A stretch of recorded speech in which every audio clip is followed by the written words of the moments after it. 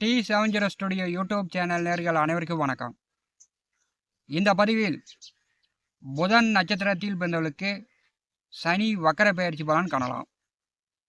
புத பகவானுடைய நட்சத்திரங்கள் 3: ஆயில்யம், கேட்டை, ரேவதி.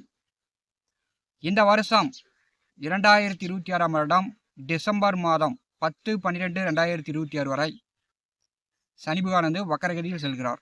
அதாவது ஆடி, ஆவணி, புரட்டாசி, ஐப்பசி, கார்த்திகை மாதம் 24 வரை மேனம் ராசி, ரேவதி நட்சத்திரம் 2ஆம் பாதத்திலிருந்து 1ஆம் பாதம், உத்திரட்டாதி நட்சத்திரம் 4ஆம் பாதம் வரை பின்னோக்கி சென்று மீண்டும் வக்கர நிவர்த்தியாகி மீண்டும் ரேவதி நட்சத்திரத்தை நோக்கி வருவார்.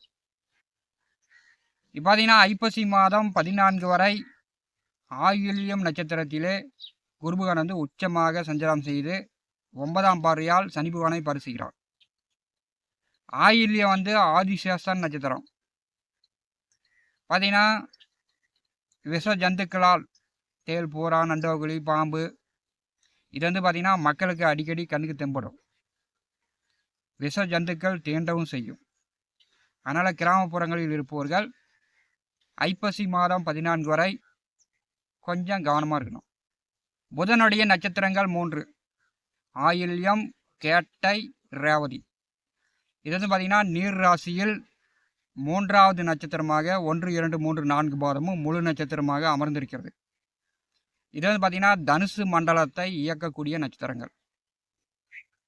புதனுடைய அறிவு, ஆற்றல், கணக்கு, கமிஷன், நடிப்பு, கலை, மேனேஜ்மெண்ட், விளையாட்டு, பரிசு, பதக்கம், ஜோதிடம், மந்திரம், வைத்தியம், நகைச்சுவை ததும்பும் நியாயமான பேச்சுக்கள், ஆழ்ந்த அறிவு நிறைந்தவர்கள் இந்த புதனுடைய நட்சத்திரத்தில் பிறக்கக்கூடியவர்கள். இளமையான அழகான தோற்றம் உடையவர்கள். தனக்கு துன்பம், வேதனை, துக்கம் வரும்போது நண்பர்களோடு பார்த்தீங்கன்னா கைகோர்த்து ஆலோசனை பெறக்கூடியவர்கள். தனக்கு சந்தோஷம், நிம்மதி, தனக்கு பார்த்தீங்கன்னா பெரும் மகிழ்ச்சி ஏற்படக்கூடிய காலகட்டத்தில் இந்த புதனுடைய நட்சத்திரத்தில் பிறக்கக்கூடியவர்கள் பார்த்தீங்கன்னா நண்பர்களோடு கூட்டாளிகளோடு சேர மாட்டாங்க.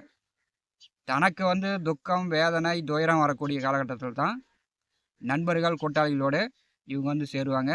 அவங்களோட ஐடியா, அறிவுரை பெறுவாங்க. புதன் இரட்டை தன்மை உடைய ஒரு கிரகம். புதன் நட்சத்திரத்தில் பிறக்கக்கூடியவர்களுக்கு மலை மேல் கோவில் அமையும். மலை மேல் போய் ஒரு கோவில் கட்டி இவங்க கும்பிடக்கூடிய ஒரு அமைப்பு புதன் நட்சத்திரத்தில் பிறக்கக்கூடியவர்களுக்கு உண்டு. கடகம் ராசியில் ஆயில்யம் நட்சத்திரம் 4 பாதங்களும் முழு நட்சத்திரமாக 3வது நட்சத்திரம் அமர்ந்திருக்கிறது. ஆயில்யம் நட்சத்திரத்தில் பிறந்தவர்கள் எல்லோருக்குமே நன்மை செய்யக்கூடியவர்கள், உதவி செய்யக்கூடியவர்கள், குடும்பத்தை காப்பாற்றக்கூடியவர்கள். அதுவும் ஆயில்யத்தில் முதல் குழந்தையாக குடும்பத்தில் பிறந்து விட்டால் குடும்பத்தை காப்பாற்றுவதில், குடும்ப நன்மைக்காக பாடுபடுவதில் முதன்மையானவராக இருப்பார். நியாய தர்மத்தை நிலைநாட்டக்கூடியவர்கள், மன உணர்வு கொண்டவர்கள் ஆயில்யம் நட்சத்திரத்தில் பிறந்தவர்கள். ஆயில்யம் நட்சத்திரத்திலே குரு பகவான் சஞ்சாரம் செய்கிறார். 12 வருடங்களுக்கு பிறகு குரு உச்சமாக உங்கள் நட்சத்திரத்திலே ஐப்பசி மாதம் 14 வரை சஞ்சாரம் செய்கிறார். ஆயில்யம் நட்சத்திர அன்பர்களுக்கு 9வது வீட்டிலே உங்கள் நட்சத்திர திரிகோண நட்சத்திரத்தில் சனி வக்கரகதியில் செல்கிறார். கோச்சாரத்தில் 9வது வீட்டில் சனி வருவது பெரும்பாலும் நன்மைதான். சினிமா துறையில் நடிகர், நடிகர்களாக இருக்கக்கூடியவர்கள் ஜொலிக்கலாம். பாடல், மியூசிக்கு, கவிதை, படம் இருக்கக்கூடியவர்கள், சினிமா துறையில் இருப்பவர்கள் ஜொலிக்கலாம். கமிஷன், தரகு, வியாபாரம், ஏற்றுமதி இறக்குமதி பிஸ்னஸ் பண்ணக்கூடியவர்கள், விவசாயிகள், அனைத்து தொழில் துறையில் 9வது வீட்டிலே சனி வரும்போது அதிகமான வருமானத்தை கொடுக்கும். பார்த்தீங்கன்னா மக்கள் மத்தியில் பேரும் புகழையும் ஏற்படுத்துகிறோம். உங்களால் உங்கள் பெற்றோர்களுக்கு நல்ல மதிப்பு மரியாதையை உண்டாக்கும். சனி வக்கரகதியில் பின்னோக்கி வரக்கூடிய இந்த காலகட்டம் கடகம் ராசி ஆயில்யம் நட்சத்திர அன்பர்களுக்கு சனி வந்து பார்த்திங்கன்னா 8வது வீட்டையும் இயக்குவது போல் சனி வந்து தன்னுடைய சுய நட்சத்திரத்திற்கு மீண்டு வருவார். அப்போ இந்த காலகட்டத்தில் என்ன ஆகும் அப்படின்னா, உங்கள் பெற்றோர்கள் உடல் ஆரோக்கியத்தில், அதாவது அப்பாவுடைய உடல் ஆரோக்கியத்தில் நீங்கள் கவனப்படுத்தணும். உங்கள் காரியமாக உங்கள் அப்பாவுக்கு இந்த காலகட்டத்தில் கொஞ்சம் கூடுதல் அலைச்சலை உண்டாக்கும். உங்களை நினைச்சு உங்கள் அப்பாவுக்கு மனவேதனை, ஒரு நிம்மதி குறைபாடெல்லாம் ஏற்படும். சனி பகவான் வக்கரகதியில் பின்னோக்கி வரக்கூடிய இந்த காலகட்டம் சில முயற்சிகள் வந்து உங்களுக்கு உடனே வெற்றியாகும். அது வந்து வேலை, உத்தியோகம் சார்ந்து, தொழில் சார்ந்து.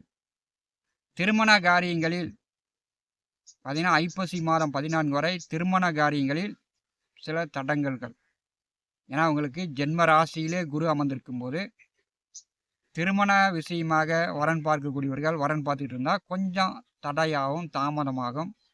வரன் பார்க்கக்கூடிய இடத்தில் எனக்கு பிடிக்கல, இது நல்லா படிக்கல, வயசு அதிகமாக போச்சு அப்படின்னு ஏதோ ஒரு காரணங்கள் சொல்லி வரன் பார்க்கக்கூடிய இடத்தில் உங்களை வந்து நிராகரித்து கொண்டிருப்பார்கள். ஐப்பசி மாதம் 14க்கு பிறகு கடகம் ராசி ஆயில்யம் நட்சத்திர அன்பர்களுக்கு ஒரு 3 மாத காலம் குரு பலன் வருகிறது. 9வது வீட்டிலே சனி வக்கரகதியில் பின்னோக்கி செல்லும் போது உங்களுக்கு குரு பலன் வரும்போது திருமண வயதில் உள்ளவர்கள் வரன் பார்த்து கொண்டிருப்பவர்களுக்கு ஐப்பசி மாதம் 14க்கு பிறகு ஐப்பசி, கார்த்திகை இந்த 2 மாதங்களில் உங்களுக்கு திருமணம் நடக்கும். அனைத்து காரியங்களும் உங்களுக்கு வந்து கைகூடி வரும். சனி பகவானுடைய வக்கர காலத்தில் தெய்வ அருள் பரிபூர்ணமாக கிடைக்கும். அப்போ வந்து நீங்கள் ஊர் உறவுகள் பொறாமப்படுற அளவுக்கு நீங்கள் வந்து வாழ்ந்து காட்டுவீர்கள். அதாவது ஐப்பசி மாதம் 14க்கு பிறகு. அதுவரை கடகம் ராசி ஆயில்யம் நட்சத்திர அன்பர்கள் சில காரியங்களில் ஈடுபடாமல் இருப்பது நல்லது. தேவையில்லாமல் உங்கள் பெற்றோர்கள் பையனுக்கு வரன் பார்க்குறேன், பொண்ணுக்கு வரன் பார்க்குறேன் அப்படின்னு அதிகமாக வந்து பணம் காசு வந்து செலவழிக்கக்கூடிய சூழ்நிலைகளும் இந்த காலகட்டத்தில் ஏற்படும். இப்போ வந்து அப்பாவோட நீங்கள் வந்து கோச்சிக்குவீங்க. அப்பா தான் வந்து லேட் பண்ணுறாரு, அப்பாவால் தான் வந்து தாமதமாகுது அப்படின்னு அப்பாவை வந்து நீங்கள் குறை சொல்லுவீங்க. இந்த காலகட்டத்தில் அப்பாவுக்கும் அவனுக்கும் ஒரு கருத்து வேறுபாடுலாம் கூட ஏற்படலாம். அதனால் வந்து ஐப்பசி மாதம் 14 வரை ஆயில்யம் நட்சத்திரத்திலே குரு வந்து உச்சமாக செல்கிறார். ஐப்பசி மாதம் 14 வரை ஆயில்யம் நட்சத்திர அன்பர்கள் மனசை போட்டு குழப்பிக்காதீங்க. தெய்வ அருள் உங்களுக்கு பலமாக இருக்கிறது. அப்போ வந்து குலதெய்வத்தை வழிபடலாம். உங்களுடைய அப்பா கும்பிடக்கூடிய சாமி வழிபடலாம்.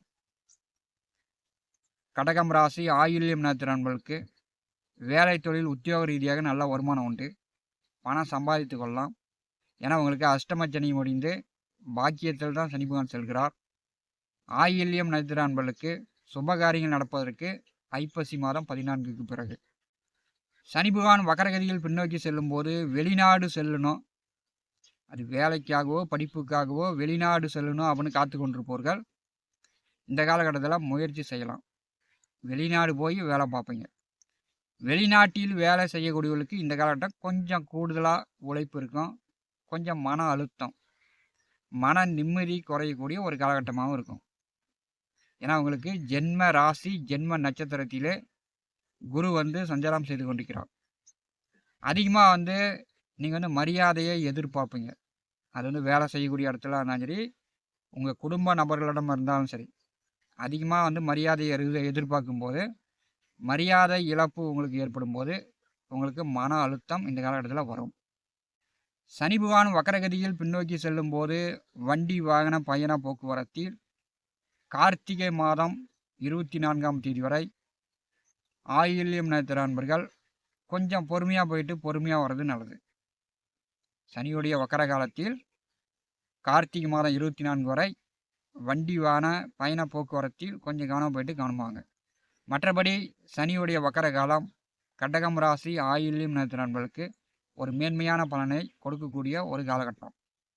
T70 ஸ்டுடியோ யூடியூப் சேனலை பார்த்து கொண்டிருக்கக்கூடிய அன்பர்கள் இதுவரை நம்முடைய சேனலை சப்ஸ்கிரைப் செய்யாத அன்பர்கள் மறக்காமல் சப்ஸ்கிரைப் செய்து கூடவே இருக்கின்ற ஆல் பட்டன் அழுத்திங்க. நன்றி, வணக்கம்.